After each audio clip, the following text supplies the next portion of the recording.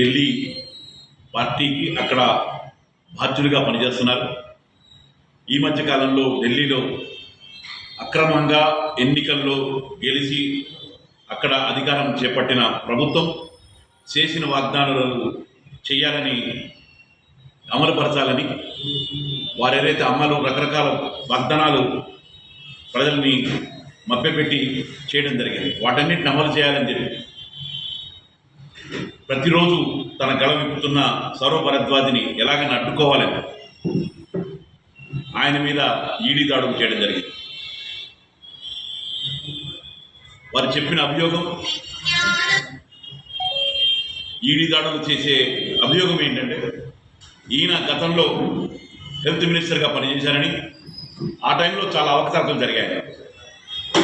మేము అడుగుతున్నాం, ఆయన ఎప్పుడు హెల్త్ మినిస్టర్ చేశారు? అసలు హెల్త్ మినిస్టర్గా చేసిన సత్యేంద్ర జైన్ని మీరే అరెస్ట్ చేసి దాదాపు 5-6 సంవత్సరాల పాటు కోర్టుల చుట్టూ తిప్పి 3 సంవత్సరాలు జైలులో పెట్టింది మీరు కాదా? ఆయన మీద అభియోగాలు అన్నీ కూడా ఏది ప్రూవ్ చేయలేక ఈడీ పిల్లి మొక్కలు వేసి చేతులెత్తి మొన్ననే 15 రోజుల క్రితమే ఆయన మీద కేసులు ఏమని చెప్పింది. 2.5 సంవత్సరాల పాటు జైల్లో పెట్టినా అన్యాయంగా పెట్టారు. ప్రూవ్ చేయలేక ఈడీ తన మీద ఏమీ ఆరోపణలు ఏమన్నాను. మరి అదే కేసు మీద, అదే అభియోగం మీద మళ్ళీ సత్యేంద్ర జైన్ని ఈరోజు ఈడీ ఆయన మీద ఈరోజు చోదాలు జరుపుతా ఉన్నాం. మీకు అందరికీ తెలుసు, ఆమ్ ఆద్మీ పార్టీ నాయకులందరి మీద కేసులు పెట్టారు. ఇదొక్కటే కాదు, భారతీయ జనతా పార్టీ అధికారంలోకి వచ్చిన తర్వాత గత 11 సంవత్సరాల్లో 5,247 కేసులు ఫైల్ చేశారు. 5,247 కేసులు పిఎంఎల్ఏ యాక్ట్ కింద రకరకాల పద్ధతుల్లో దాంట్లో అంటే ఆనాడు మోడీ గారు అన్నారు, నేను అవినీతి పరులు ఎవరిని కూడా ఉండనివ్వను అని. మేమనుకున్నాం తీసుకెళ్లి జైల్లో వేస్తారని. అంటే ఆయన చేసింది ఏంటంటే అవినీతి పరులందరినీ కూడా చేర్చుకున్నాడు. దేశంలో ఉన్న అందరి మీద ఇదే ఈడీ సిబిఐని ఉపయోగించుకుని మన రాష్ట్రంలో సీఎం రమేష్, సుజనా చౌదరి, ఇంకా చాలామందిని, సుధీంద్ర అధికారి అక్కడ శారదా నిరదా కేసులో దాదాపు 2,000 కోట్ల పైన స్కామ్లు ఉన్నాయి. వాళ్ళ మీద బీజేపీ పుస్తకం కూడా వేసింది. ఆనంద్ వాళ్ళ పార్టీని చేర్చుకున్నారు. జగన్ భుజ్బల్ అప్పుడు 2,000 కోట్ల కేసులు, ఆయన మీద కూడా బీజేపీ కేసు వేసింది అవినీతిపరుని. ఆయన ఇదే పార్టీలో ఉన్నాడు. అట్లా ఎంతో మందిని బీజేపీలో జాయిన్ చేసుకున్నారు. అదే పద్ధతుల్లో ఆమ్ ఆద్మీ పార్టీకి కూడా ట్రై చేయడం జరిగింది. ఆమ్ ఆద్మీ పార్టీ నాయకుల మీద కూడా కేసులు పెట్టి వస్తారని చూశారు. సిసోడియాకి ఆఫర్ చేశారు, మేము సీఎం చేస్తామని, కానీ ఆయన వినలేదు. ఆయన్ని కూడా జైల్లో పెట్టారు. అలాగే సంజయ్ సింగ్ గారు ఉన్నారు, సత్యేంద్ర సింగ్ గారు ఉన్నారు, ఆఖరి కేజ్రీవాల్ కూడా జైలు పెట్టారు. ఇంకెంతో మందిని జైల్లో పెట్టారు. అయినా ఆమ్ ఆద్మీ పార్టీ లొంగలేదు. ఏదో పద్ధతుల్లో ఇరికిద్దామని చేస్తూనే ఉన్నారు. అదే పద్ధతుల్లోనే మళ్ళీ ఇప్పుడు ఒకసారి, ఎందుకంటే ఇప్పుడు ఇక్కడ దేశంలో మోడీ గారి డిగ్రీ ఫర్జీ కేసు నడుస్తుంది, చర్చల్లోకి వచ్చాయి. వాటిని పక్కదో పట్టించడానికి, అలాగే ఈ మధ్యన ఓట్ షోర్ దాని మీద దేశం తట్టుడిగిపోతుంది, మళ్ళీ దాన్ని పక్క తుప్పడానికి, ఇంకేదో పద్ధతుల్లో కేసులన్నీ చేయడానికి అని చెప్పి మరొకసారి ఈ ఫర్జీ ఈడీ కేసులు పెట్టడం జరుగుతుంది. అయినా ఆమ్ ఆద్మీ పార్టీ కార్యకర్తలు ఎవరు భయపడరు. సత్యం గెలుస్తుంది. ఏదైతే సత్యేంద్ర జైన్ దాంట్లో కేసులు ప్రూవ్ చేయలేక ఈడీ పిల్లి మొగ్గలేసి మళ్ళీ తన ఆరోపణలు విత్డ్రా చేసుకుందో అదే పద్ధతులు అన్నీ జరుగుతాయని మాకు తెలుసు. టైం బీయింగ్ సఫర్ చేయొచ్చు, కొద్ది రోజులు చేయొచ్చు, కానీ అరచేతిని అడ్డు పెట్టి సూర్యకాంతిని ఆపలేదు. లాఠీలు, తూటాళ్ళు, జైలు ఆమ్ ఆద్మీ పార్టీ ఉద్యమాన్ని ఆపలేదు. ఏదైతే భగత్ సింగ్ స్ఫూర్తిగా, అంబేద్కర్ స్ఫూర్తిగా ఆమ్ ఆద్మీ పార్టీ పనిచేస్తుందో, ఈ కాన్స్టిట్యూషన్, ఈ రాజ్యాంగం కోసం ఏదైతే పనిచేస్తుందో అదే స్ఫూర్తితో ఆమ్ ఆద్మీ పార్టీ కార్యకర్తలందరూ కూడా జైళ్ళకి, తుపాకులకి, తూటాలకి దేనికి భయపడతారు, కార్యసాధన కోసం ముందుకెళ్తారని తెలియజేస్తూ, ఈ ఆమ్ ఆద్మీ పార్టీ భవిష్యత్తులో అవినీతి నిర్మూలించడానికి, ఏదైతే దేశాన్ని ముక్కలు చేయడానికి, దేశభక్తి పేరు మీద దైవభక్తి పేరు ముక్కలు చేసే పార్టీలని, ముఖ్యంగా బీజేపీ పార్టీ ఎండగట్టడానికి, కేంద్రంలో తుడిచిపెట్టడానికి, ఏదైతే ఇంతకుముందే కేజ్రీవాల్ గారు చెప్పున్నారు, ఈ దేశంలో ఆల్టర్నేట్గా ఆమ్ ఆద్మీ పార్టీ వస్తుందని చెప్పి. మీరు పనిచేయండి, మీరు ఇవ్వండి. కాన్స్టిట్యూషన్ ఉన్న ఏదైతే మనం అనుకున్నామో పన్నులు, ప్రజలు కట్టే పన్నులన్నీ ప్రజలకే చెల్లించాలని విద్యా వైద్యం మీరు చేయండి, మాకు అభ్యంతరం లేదు. చేయకపోతే మేము వస్తామని అప్పుడే చెప్పడం జరిగింది. అదే పద్ధతిలో జరుగుతుంది. రాబోయే కాలంలో ఆమ్ ఆద్మీ పార్టీ ఈ దేశంలో మొత్తం అన్ని చోట్ల కూడా అన్ని కేంద్రంలో కూడా బీజేపీని పక్కకు జరిపి రావడానికి ముందుకొస్తుంది. మీరు పద్ధతులు మార్చుకోండి, లేదా గద్దెని రేపు పొద్దున ఆమ్ ఆద్మీ పార్టీ ఎక్కబోతుందని ఈ సందర్భంగా తెలియజేస్తున్నాను. Thank you. పించినప్పటి నుంచి మేము భారతీయ జనతా పార్టీని ఎదిరిస్తూనే ఉన్నాం, పోరాడుతూనే ఉన్నాం. కానీ ఇప్పటి వరకు భారత రాజకీయాల్లో ఆమ్ ఆద్మీ భారతీయ జనతా పార్టీకి లొంగని పార్టీ ఏదైనా ఉంది అంటే, వంగని పార్టీ ఏదైనా ఉంది అంటే అది కేవలం ఆమ్ ఆద్మీ పార్టీ. ఇది ఓర్వలేక గత 10 ఏళ్లుగా మాపై, మా నాయకులపై, మా అగ్ర నాయకులపై 200కి పైగా పిఎంఎల్ఏ కేసులు వాడి ఈడీ సిబిఐ ద్వారా సతాయించడం జరిగింది, హరాస్ చేయడం. ఇందులో అరవింద్ కేజ్రీవాల్ గారిని జైలుకి పంపించారు, సత్యేంద్ర జైన్ గారిని పంపించారు, మనీష్ సిసోడియా గారిని పంపించారు, సంజయ్ సింగ్ గారిని పంపించారు. ఇలా చెప్పుకుంటూ చాలా మంది. కానీ ఈ రోజు కొత్తగా సౌరవ్ భరద్వాజ్ గారు, ఎవరైతే ప్రస్తుత ఢిల్లీ యూనిట్ ప్రెసిడెంట్ గా ఉన్నారో ఆమ్ ఆద్మీ పార్టీకి, ఆయన పైన భారతీయ జనతా పార్టీ గుప్పెట్లో పనిచేస్తున్న ఈడీ సిబిఐ కన్నుపడింది. ఎందుకు పడింది? ఎందుకంటే గత కొద్ది రోజులుగా మనందరం న్యూస్ లో చూస్తూనే ఉన్నాం, వింటూనే ఉన్నాం. మన భారత ప్రధానమంత్రి అతను ఎంతవరకు చదువుకున్నాడో మన భారత ప్రజలందరికీ తెలియజేయండి అయ్యా అని అడుగుతుంటే మాత్రం అదేమో లోపల గుప్పు చప్పుడు కాకుండా ఢిల్లీ యూనివర్సిటీ వాళ్ళు బయట పెట్టట్లేదు, అటు గుజరాత్ యూనివర్సిటీ వాళ్ళు బయట పెట్టట్లేదు. ఈ మాట నేను అడగట్లేదు, ప్రధాన మంత్రి స్వయంగా 2014 ముందు ఆయన ఏమంటారంటే, హిందీలో నేను ఆయన మాటలు మీకు మళ్ళీ తిరిగి చెప్తాను. మేరాతో పడాయి వడాయి నై హువా దోస్తో, మేతో చాయ్ వాలా హూ, ఆప్కో జాన్ కే ఆశ్చర్య హోగా. అంటే నా చదువేం జరగలేదు మిత్రులారా, నేను ఒక ఛాయ్ వాలాని, మీకు ఇది విని ఆశ్చర్యపోతారా అంటున్నాడు. ఈరోజు నిజంగానే ఆశ్చర్యపోతున్నాం ప్రధానమంత్రి గారు.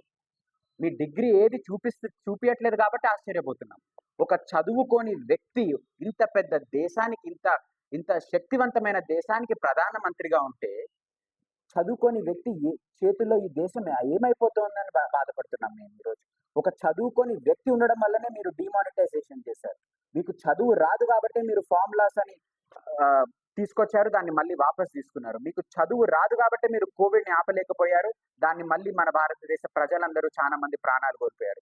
మీకు చదువు రాదు కాబట్టి ఎంతో మంది లోన్లు తీసుకుంటున్నారు, దాన్ని ఎగ్గొడుతూ ఉంటున్నారు, మన దేశం వదిలేసి విదేశాలకు వెళ్ళిపోతున్నారు. కాబట్టి ఈ చదువు రాని ప్రధానమంత్రి డిగ్రీ అడిగితే మాత్రం ఆ డిగ్రీ చూపించే ధైర్యం లేక ఈ రోజు తిరిగి సౌరభ్ భరద్వాజ్ మీద మీరు ఈడీ రైడ్లు చేయడానికి పంపించారు. ఎందుకు పంపించారు ఈడీ రైడ్లు సౌరభ్ భరద్వాజ్ గారి మీద చేయడానికి? ఎందుకంటే ఐసీయూ హాస్పిటల్లో 6800 బెడ్లు కడతామని చెప్పారు. ఆ కట్టడం డిలే అయ్యింది కాబట్టి మేము మీ దగ్గరకు వచ్చామంట. అంటే మీరే ఒప్పుకుంటున్నట్టు కదా, 6800 బెడ్లు ఏదైతే ప్రజల కోసం కడుతుందని మీరు ఒప్పుకుంటున్నారు కదా. డిలే చేసింది ఎవరు? ప్రతి చోట అడ్డంకం కలిగించింది, డిలే చేసింది మీరు. పాలిక్లినిక్లకి 168 కోట్లకు ఖర్చు పెట్టాల్సింది 200 కోట్లు ఖర్చు పెట్టామంట.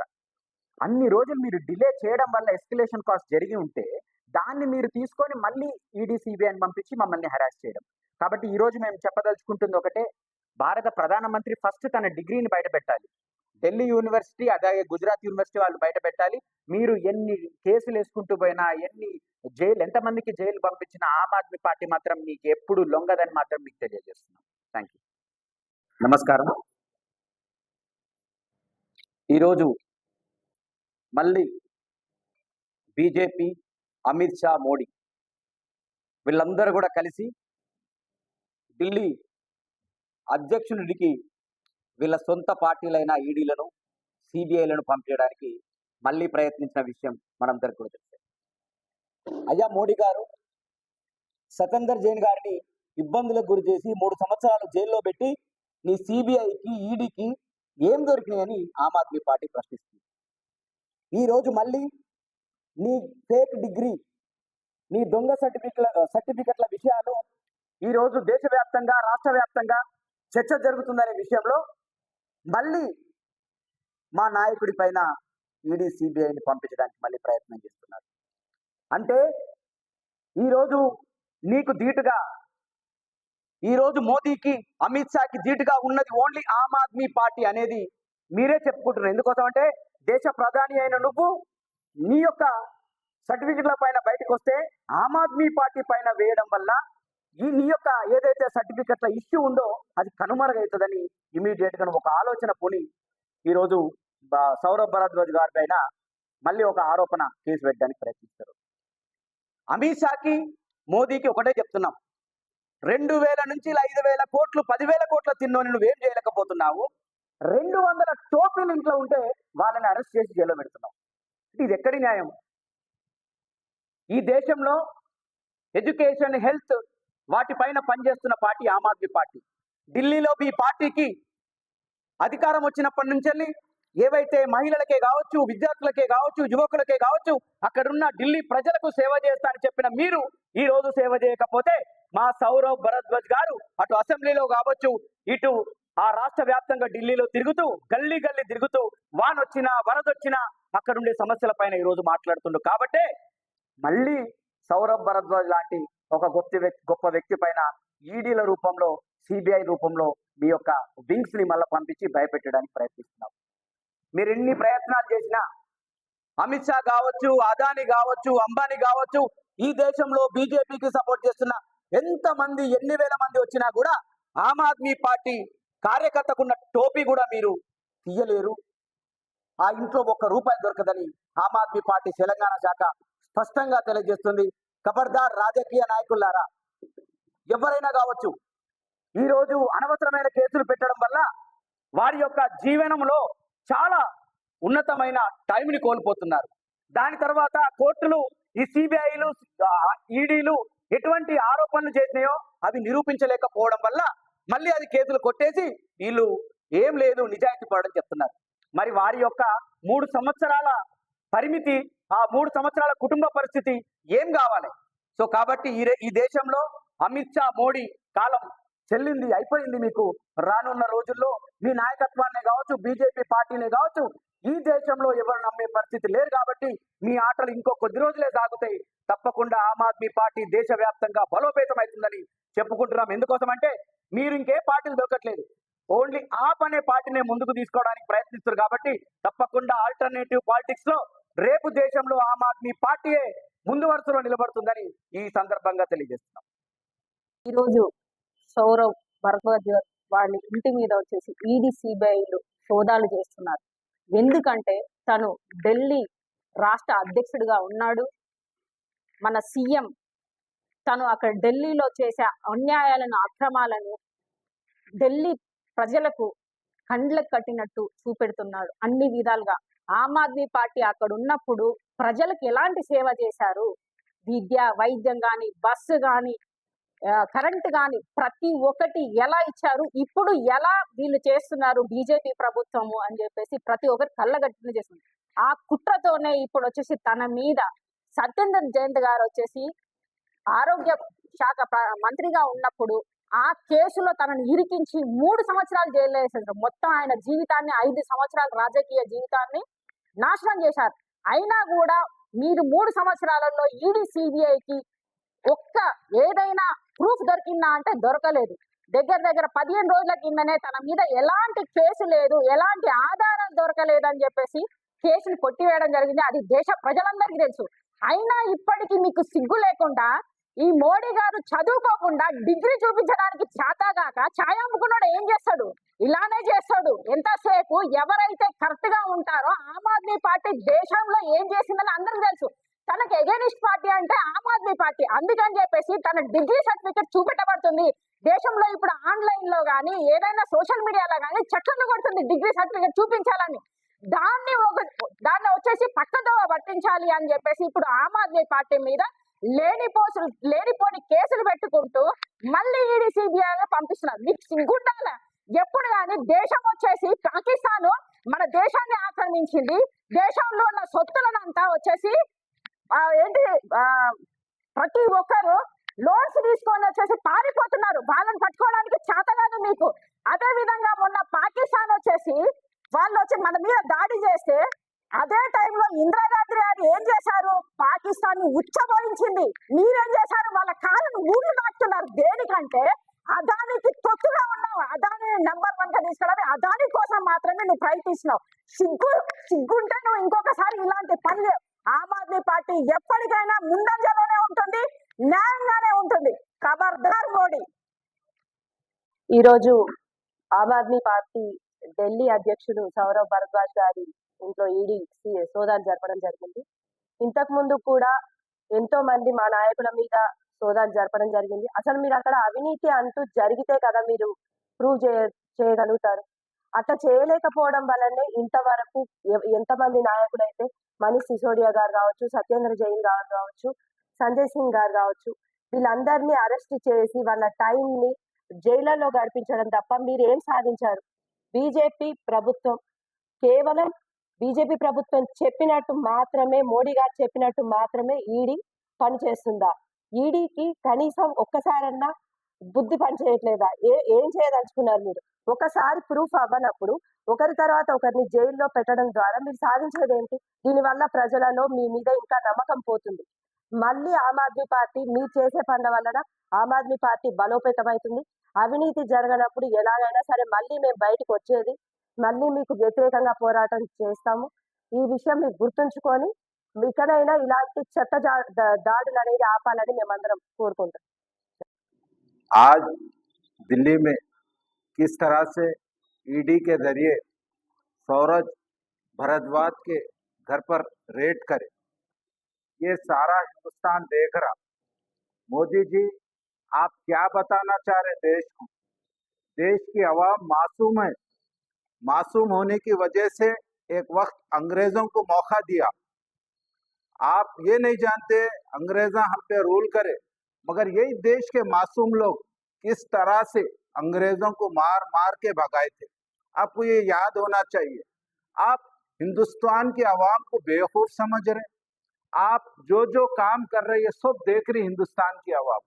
आप जो है सो ईडी सीबीआई का गलत इस्तेमाल करते हुए देश के बड़े बड़े लीडरों के ऊपर रेड कराकर ये सब सारा हिंदुस्तान देखा। आप देखिए हेमंत बिस्व आप उन रेट हुआ, आपकी पार्टी में है। नारायण नारा वो आपकी पार्टी में है। अजीत पवार उनके घर पे रेट हुई, वो आपकी पार्टी में है। और जो सच्चे देशभक्त है, देश की मोहब्बत है, देश के लिए काम करने वाले हैं, आपने वो साजिश केजरीवाल के ऊपर भी करे, मगर केजरीवाल बिके नहीं, देश का सौदा नहीं करे, पार्टी में रहे। आपने सत्येंद्र जैन पे ईडी की रेड करी, उनके 2 साल जेल में रखे, 6 साल उनको जो है ये प्रोसेस में लगाए। अगर ये उनकी मेहनत देश के लिए लगती और कितने हॉस्पिटल्स अच्छे हो जाते थे, कैसा एजुकेशन हो जाता था। आप बारी बारी आम आदमी पार्टी के तमाम लीडरों के ऊपर ईडी रेड कराए, मगर देश को आप ये पैगाम पहुंचाने का काम भी करे कि ये देश के सच्चे देशभक्त है, बिके नहीं, सौदा नहीं करे, आज भी डटे हुए हैं। आप अपनी कोशिश जारी रखिए, हत्या के फांसी पे चढ़ा दीजिए। हम लोग बिकने वाले नहीं है, देश का सौदा करने वाले नहीं है। मैं नरेंद्र मोदी को बोलना चाह रहा हूँ, एक एडवाइस देना चाह रहा हूँ इस देश के वासी होने के मुताबिक। आप चेहरा अपना आईने में देखते होंगे ना, आपके सफेद बाल आपको शर्म नहीं दिलाती? आप भी एक दिन मरने वाले हैं, ऊपर वाले को मुंह दिखाने वाले हैं। ये देश का सौदा करके आप क्या जवाब देंगे? चाइना हमारे मुल्क में घुस जा रहा, उसके लिए आप कुछ नहीं कर रहे, ये आपको पूछ होंगी। और 140 करोड़ लोगों के साथ आप जो ये धंधा चल रहा, ये मासूम आवाम देख रही है। आप खबरदार, अंग्रेजों के साथ जो हुआ आपके साथ भी होने वाला है। आप ये आवाम को भोली भाली मत समझिए, वक्त आने पर बताएंगी। जिस तरह से बिहार में बता रही है, आपके मिनिस्टर को भगा भगा के मार रही, सो वीडियो मैंने देखा है। तो खबरदार मोदी जी, आप ऊपर वाले को याद करिए, उसके डर की वजह से तो भी ये देश का सौदा मत करिए, ये अन्याय यहाँ की आवाम से मत करिए। 100 करोड़ तक आबादी पहुंच गई गरीबी की वजह से, ये धंधा बंद करिए। अपने माल वाले दोस्तों का धंधा बढ़ाने में लगे हुए हैं, मगर गरीब घरों में बच्चियां हैं, बच्चे हैं, मासूम बूढ़े माँ बाप है, इन पे तरस खाइए। इन पे तरस खाइए, उनकी जिंदगी करीब से जाके देखिए। वो लोग बहुत परेशान हैं, वो ये सब चीजों से बेखबर है, मगर आपका ये धंधा उनकी जिंदगी बर्बाद कर रही, उनका एजुकेशन खराब कर रही, उनकी सेहत की वजह से वो वक्त से पहले दुनिया छोड़ के चले जा रहे। आपसे गुजारिश है, आप संभल जाइए, आपके संभलने से देश संभलेगा, वरना देश बर्बाद हो जाएगा। जय हिंद, जय तेलंगाना।